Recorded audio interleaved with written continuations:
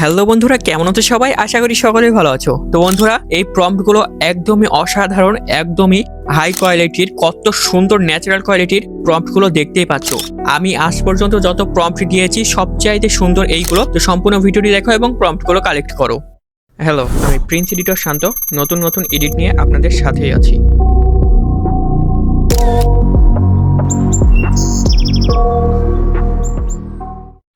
তো সর্বপ্রথম বন্ধুরা, আমাদের ফোনে থাকা জেমিনি অ্যাপসটি ওপেন করে নিব এবং আমরা ফটো সিলেক্ট করে নিব এবং প্রম্পটটা পেস্ট করে দিয়ে জেনারেট অপশনে ক্লিক করে দিব।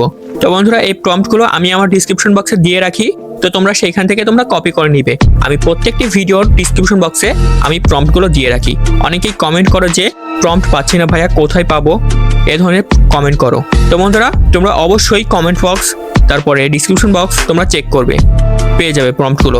আমি 5টি প্রম্পটই ডিসক্রিপশন বক্সে দিয়ে রাখি।